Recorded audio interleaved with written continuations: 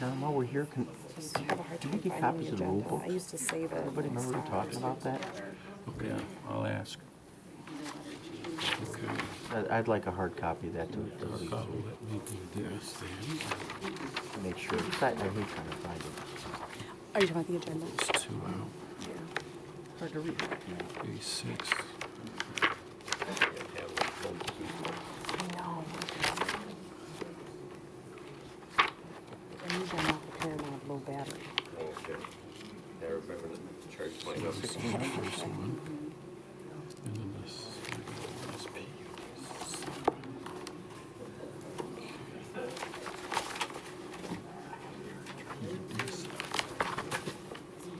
What happened to their way? Okay. I should be used this mark.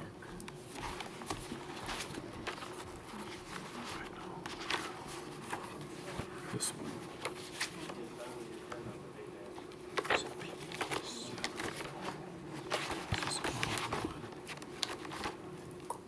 So P7.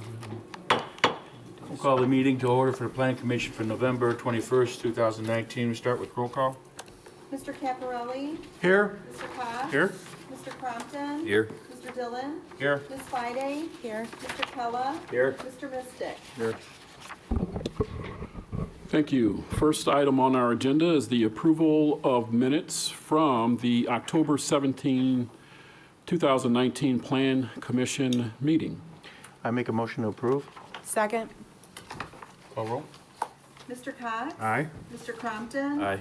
Ms. Fide. Aye. Mr. Kella. Aye. Mr. Mystic. Aye. Mr. Caparelli. Aye. Mr. Dillon. Aye. Thank you. Next item, citizens to be heard on agenda items.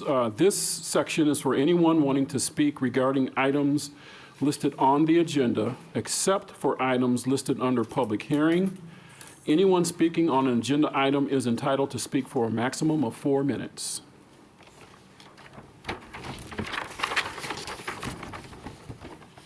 Okay, seeing none, Mr. Chairman, there has been a request to alter the agenda slightly.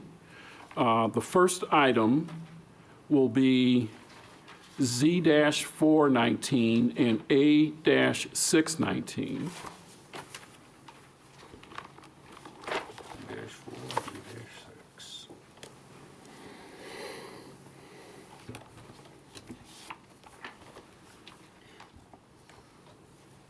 Z-419 is the reclassification of 40 acres at 275 West Laraway Road from B3 General Business to I1 Light Industrial zoning.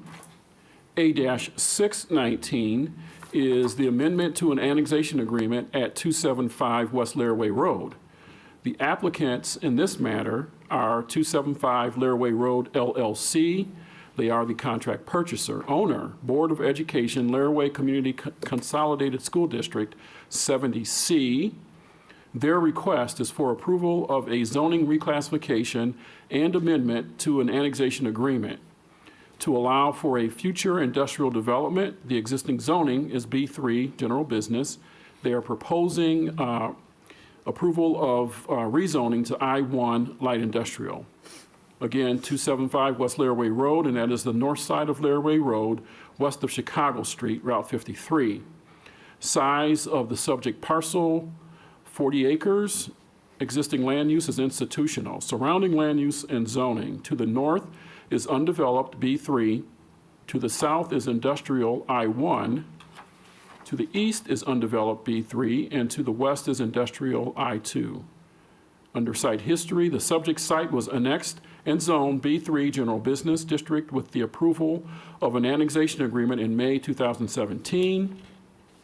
Under special information, the petitioners are requesting approval of a zoning reclassification and an amendment to an annexation agreement in order to allow a future industrial development.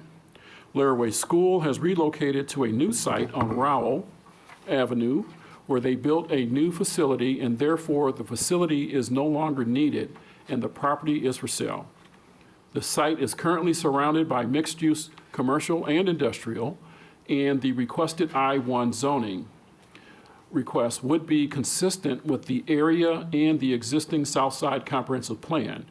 There are no imminent development plans at this time, but 2 likely scenarios have been presented and will be included in the amended annexation agreement as attachments.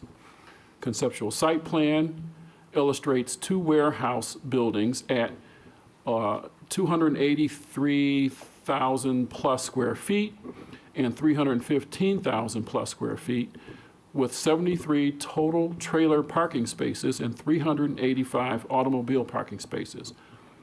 The second conceptual site plan, and that is Scheme 15, illustrates 1 warehouse building at almost 640,000 square feet with 178 total trailer parking spaces and 97 automobile parking spaces. Scheme 14, and that was the first scenario, would require a future subdivision.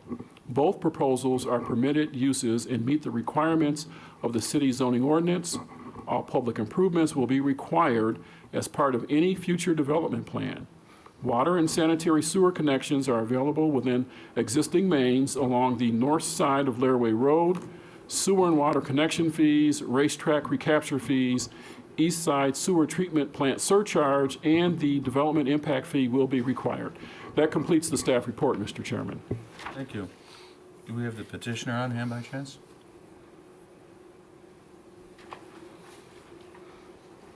Good afternoon, Mr. Chairman, members of the Plan Commission, Michael Hanson, 111 at North Otto Street on behalf of the petitioner. We're here to answer any questions that you may have concerning our proposal.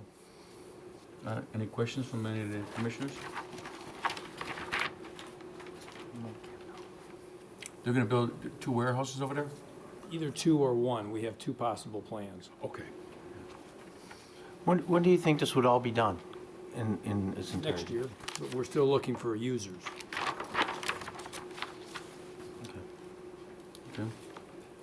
Is there anybody from the citizens that want to say anything? Questions? I see none. I have a motion. I motion to approve? A second? Second. Roll call? Mr. Crompton? Aye. Ms. Fidey? Aye. Mr. Kella? Aye. Mr. Mystic? Aye. Mr. Caparelli? Aye. Mr. Cox? Aye. Mr. Dillon? Aye. Thank you very much. Thank you. Next item on the agenda is PUD 7-19, and that is the final planned unit development of Misty Pond subdivision. Applicant in this matter is Misty Pond LLC. They are the contract purchaser and developer. Current owner is PBIL Oreo LLC. Requested action, approval of a final planned unit development to construct a 40-unit condominium development. Existing zoning, B3 general business. Location is the northwest corner of Kellogg Street and Grape Street. The size of the subject parcels, 4.6 acres. Existing land use, undeveloped. Surrounding land use and zoning, to the north is residential, and that is unincorporated Will County. To the south is undeveloped B3. To the east is residential, again, unincorporated Will County, and to the west is a detention pond with B3 zoning. Under site history, the annexation, zoning classification to B3 general business, and an annexation agreement were approved in March 2007. A preliminary planned unit development for NEG subdivision and the final PUD for Millennium Square subdivision were approved in March 2007. A special use permit to allow multifamily residential in a B3 zoning district and the preliminary PUD for Misty Pond subdivision were approved in September 2019. Under special information, the final planned unit development for Misty Pond subdivision consists of 40 condominium units on 5 lots and is consistent with the approved preliminary planned unit development. The density for the 4.6 acre site is 8.8 dwelling units to the acre, which is below the city's 10 unit per acre requirement for a multifamily development in a B3 zoning district. The R5, and that's high density multifamily, yard and lot requirements are being utilized when calculating densities in a commercial zoning district. The developer is proposing to construct 5 8-unit buildings. All the units will have 2 bedrooms. The buildings will consist of a combination of brick and cement board siding. Each unit will come with a 1-car attached garage space. 54 spaces for additional parking and guest parking will be provided along the individual driveway areas. The total of garage parking and off-street parking spaces amounts to 114 parking spaces, which exceeds the required 60 spaces. Access to the condominium development will be provided by a curb cut within the shopping center and at an intersection across from Grape Street. Adequate stormwater detention has been provided for in the shopping center pond directly to the west. A gazebo is being proposed on site to overlook the lake. The driveways within the subdivision will be privately owned and maintained. All public improvements will be required as per the subdivision regulations and the requirements of the Public Works and Utilities Department. A 20-foot wide landscape berm will be established along Kellogg Street, and a 15-foot wide landscape easement along the north property line will include extensive plant material to act as a buffer to the adjacent residential. The petitioner has reached out to the Plainfield Park District concerning the park donation requirement, and it has been determined that they will accept a cash donation in lieu of land for the required park donation. This payment would need to be made prior to recordation of the recording plat. Water and sewer connection fees, school donation fees, and developer impact fees will be required for this subdivision as per city ordinance. Financial plans, marketing plans, and phasing plans have been requested and are attached in the packet. It should be noted that the developer conducted a neighborhood meeting which took place on June 17th, and that was this past year, at St. John Lutheran Church, and included 24 residents who were in attendance. To address the concerns raised at the September 3rd, 2019 council meeting, the following language will be added to the future PUD and recording plat ordinances. This is a condominium development as set forth in 765 Illinois CS 605-1, the Condominium Property Act. Owners will own the interior of their unit and all other areas, including the building exterior. Landscaping and common areas will be owned by and the responsibility of a homeowners association. Prior to sale of the first condominium unit, the developer shall prepare and record a declaration which shall contain, at the minimum, the property's legal description, define the units and common areas, provide the percentage of ownership interest, establish the rights and obligations of owners, and contain restrictions on the use of the property. And that concludes the staff report, Mr. Chairman. Okay, thank you. Do we have the petitioner on this? Is he here?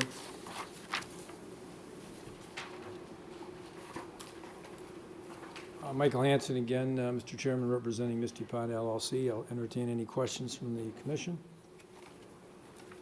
Yeah, I have one, Mike. It's on the, you said that this is, the language in the statute is going to be added to future PUD and recording plat ordinances.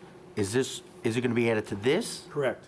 Yeah, Okay, because I didn't know if it was just after this going forward, or, Yeah, you're right, Jim, right here Okay. on this one, correct. okay. Any other questions? Commission? Nope. Anybody from the public? Seeing none, do we have a motion for PDU 7-19? I motion to approve. Second? Call roll? Ms. Fide? Aye. Mr. Kella? Aye. Mr. Mystic? Aye. Mr. Caparelli? Aye. Mr. Cox? Aye. Mr. Crompton? Aye. Mr. Dillon? Aye. Thank you very much. Thank you. Mr. Chairman, I should note at this time, petition number P-7-19, and that's the reapproval of the preliminary plat of Joliet Logistics Park subdivision, is being tabled, and I'm not, what's the, okay, was there a future date at all? Okay. That was at the request of the petitioner until the December meeting. The P-7-19? Yeah, 7-19. So we will go back to the, oh, I'm sorry, yes. There should be a motion and second for the tabling. I make a motion. Second. Call roll. Mr. Kella? Aye. Mr. Mystic? Aye. Mr. Caparelli? Aye. Mr. Cox? Aye. Mr. Crompton? Aye. Ms. Fide? Aye. Mr. Dillon? Aye. Okay, we'll go back to the top of the agenda under new business public hearing. And the first case is SR-1-19, and that is an ordinance amending certain development application and permit fees. Under background, the Planning Division completes long-range plans, processes planning applications, annexations, zonings, variances, special use permits, subdivision plats. Planning also works with the Building Services Division to provide technical zoning oversight as part of the building permit review cycle. Permit activity and the cost to deliver review services has steadily increased over the past several years. In an era of constrained budgets and escalating costs, the administration has examined ways to offset planning and permit review costs. Staff surveyed 9 municipalities within the region: Aurora, Elgin, Lamont, Lockport, Orland Park, Shorewood, New Lenox, Plainfield, and Naperville, and determined that Joliet was well below the regional average on most planning and development application and building permit fees. There is a comparative regional fee analysis attached and being shown on the screens now. Further, Joliet has not adjusted these types of fees in over 18 years. As proposed, the subject fees will be amended in Section 23-42 of the Code of Ordinances, Section 47-19.6, Paragraph 6 of the zoning ordinance of the City of Joliet, Section 47-17.21, and that's Exhibit C of the City of Joliet zoning ordinance, Section 3.2 of the subdivision regulations of the City of Joliet, Section 3.3 of the subdivision regulations of the City of Joliet, Section 3.4 of the subdivision regulations of the City of Joliet, and Section 8-97 of the Code of Ordinances. The subject fees will be applied in the following manner. Annexation and pre-annexation agreements, the proposed fee would be $1,000. The current fee is $500. Annexation or disconnection of property, the proposed fee is $750. Currently, we're at $120. Zoning map or zoning ordinance amendment, zoning classification amendment or designation, issuance of a special use permit or planned unit development, proposed fee of $500. The current fee is $120. I'm sorry, the current fee is $235. Vacation of public right-of-way, proposed fee is $175.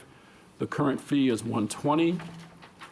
Preliminary plat, proposed fee is $500 plus $50 per lot for a maximum fee of $5,000. The current fee is $120 plus $12 per lot, and a maximum fee of $1,200. Final plats, proposed fee is $500, the plus $50 per lot for a maximum of $5,000. Currently, we are at $120 plus $12 per lot and a maximum of $1,200. Record plat, proposed fee is $500, the current fee is $360. Variation or variation of use, proposed fee of $175. Currently, we are at $120. The proposed minimum fees for all signs is $150. Current fees are $6 and $17.50.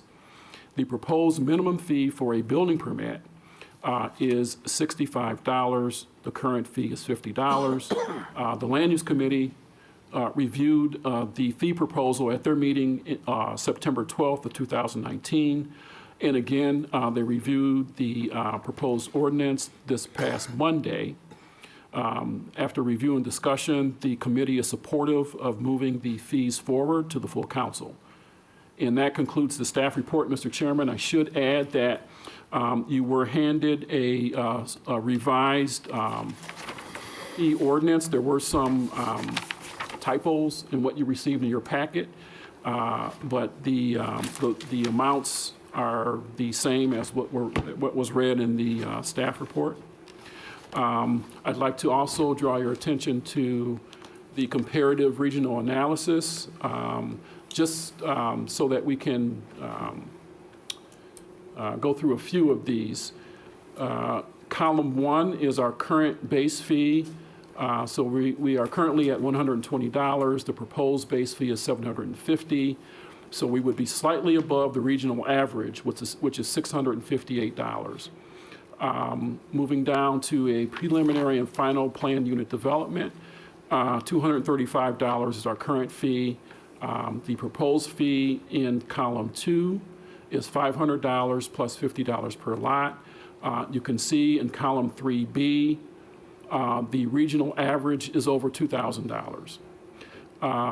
When we move down to special use permits and variation of use at the bottom of this chart, column 1, our current fee is $235. We're proposing to modify that to $500, and that would be slightly above the regional average, which is at $449. We took a look at our cost of service on all of these types of applications and building permits, and the cost of service is, of course, well below what we're charging. Our intent is not to go for full cost recovery, but better reflect the effort that it takes, and also increase the fees to the point where we are getting more support for additional resources. And that concludes our report. I have a quick question. When's the last time you guys? 18 years. 18 years ago? Yeah, 2001. Okay. Do you know is there any idea or ballpark figure, I don't expect you to have numbers, what you project this will bring in additional revenue? Yes, so this proposal would bring in almost, I believe it's close to $200,000 in additional revenue. Okay. I hope. Anybody else have any other questions? I have a question, Mr. Chairman. Like on the chart that's up now, so say a developer comes in, he's going to have an annexation fee, then an annexation agreement, and then the zoning reclassification, if he has that. I mean, he could go halfway down to the recorded plat, that's going to $5,000, give or take, $3,000 to $5,000 without adding numbers, so. Yeah. That's pretty much, so what's the difference between the annexation fee and the annexation agreement? The annexation fee is the actual application for going through the process. The agreement, we also charge for the drafting of the agreement and the negotiating with the developer's attorney to get those agreements in place. And so that's a reflected cost as well. I think it's long overdue. Yeah. How soon before these will go into? Well, we're shooting for the first quarter of 2020. So the next step, based on whatever recommendation is made here, would be the first council meeting in December. So everybody before then will be grandfathered in at the old fees, huh? Correct, yeah. Any other questions? Yeah, we don't vote on these by category, we're voting as a whole for Voting the as a whole thing? Yes. Mhm. Okay. One more question. What's constituted as an above-ground pool? Like those inflatable type things would not, but if it's affixed to the land, it is? Oh, that's a very good question. So the inflatables, yes, they would be considered an above-ground pool. And just making a distinction, you're not talking about the kiddie pools where you just... Yeah, like, Yeah. you know, they almost have like those, well, I mean, even like jacuzzis now, they have like inflatable type jacuzzis that you Yeah. can put a pump up to, you know, Yeah. 2-3 person on top of a above-ground pool. Would a jacuzzi or spa be included in this? Those types of questions. No, these are just strictly pools, Okay, above-ground pools, yes. okay. But the inflatables would count as well? They would count. Okay, Not the kiddie pools, but the larger Yeah. inflatable pools. Yeah, Yeah.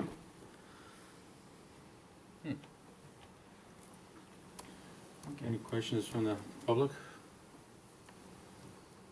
Do we have a motion? So moved. Second. Call roll. Mr. Mistick? Aye. Mr. Caparelli? Aye. Mr. Cox? Aye. Mr. Crompton? Aye. Ms. Fide? I'm voting no solely on the fact that we cannot distinguish the difference between the service building and the miscellaneous fees. I do believe that the planning division fees should go up, but I can't vote as whole, so I'm voting no. Mr. Kella? Aye. Mr. Dillon? Aye. Thank you.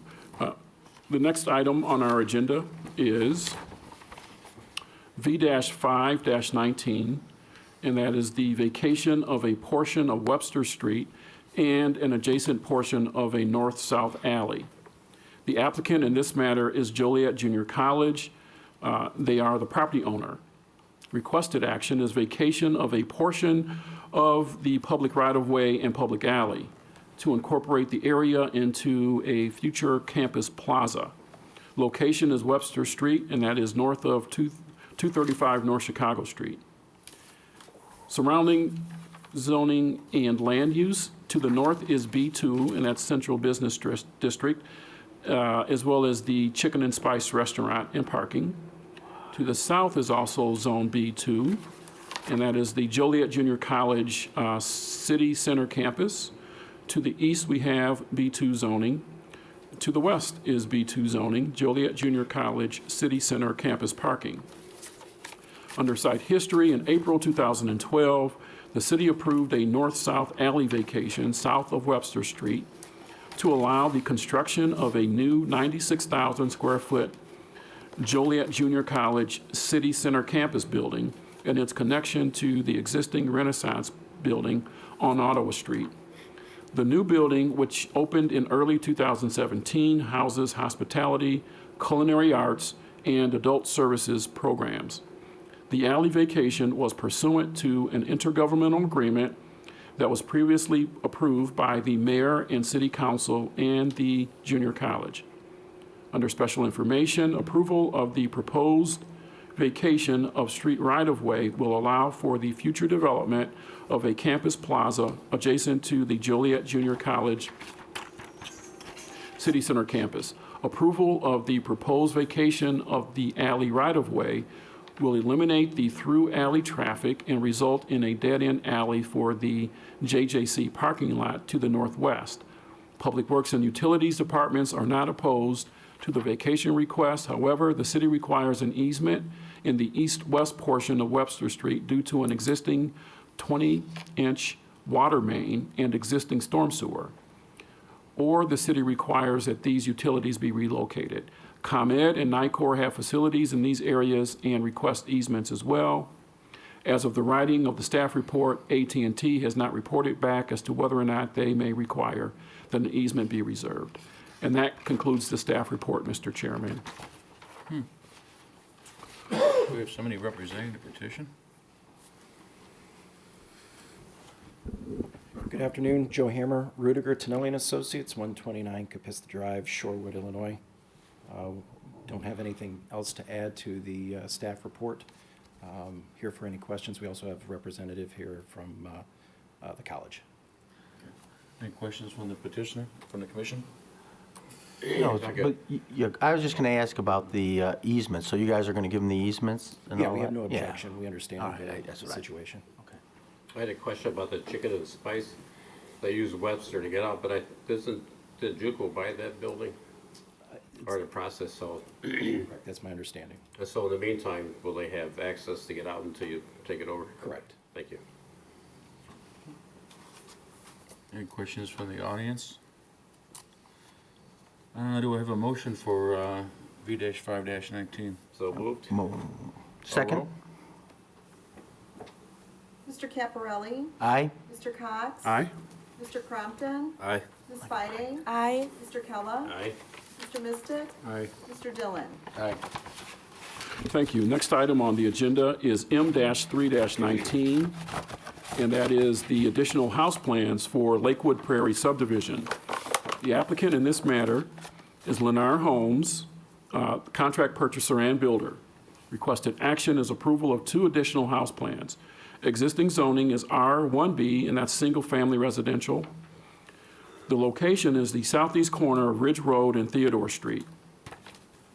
The existing land use is single-family residential. To the north, we have residential and R2 zoning. To the south, we have residential and R1B zoning. To the east, we have residential R1B, R3, and R4. To the west, residential R1B. Site history: the subject property was annexed and classified to R1B, R3, and R4 in 2003. The preliminary, final, and record plats for Lakewood Prairie subdivision were approved between 2003 and 2006. Under special information, Lennar Homes is under contract to purchase the remaining 64 undeveloped single-family lots within Lakewood Prairie subdivision. Ranch plans were not included in the original approvals for Lakewood Prairie subdivision. The petitioner has stated that ranches have become significantly more desired by customers, and there is a need to offer them as an option as part of a model line. There are elevations and floor plans that were attached to the original packet. We are showing them on the screens now. The Ridgefield model is 2,171 square feet with 3 bedrooms, 2 bathrooms, and a 3-car garage. According to the petitioner, this is their best-selling house in the Chicagoland market. The next plan, the Rutherford, is 1,640 square feet. That has 3 bedrooms, 2 bathrooms, as well as a 2-car garage. Basements will be standard features in both models. There will be 3 elevations, A, B, and C of each model, including siding and brick options that will be made available to potential buyers. The new house plans have been presented to the Homeowner Association Board for Lakewood Prairie subdivision, and they have no objections to the models. The 2 proposed ranch plans will be in addition to 6 other 2-story models that meet existing subdivision design standards and will also be offered. The proposed house styles will be required to meet the 812 roof pitches minimum brick requirements, and that is 25% on front elevations, over 50% of all homes. Anti-monotony standards, key lot requirements, a window on each elevation, and covered front porches on all models. And that concludes the staff report, Mr. Chairman. Thank you. Do we have the petitioner at all? Good afternoon. Andrew Mao with Lennar. Here to answer any questions you may have. Any of the commissioners have any questions by chance? Have you had any pushback from other residents? I'm just curious, because in the past, we've had very similar things, and residents seem to hate it. I don't know, have you had any pushback? No, we have not. Yeah.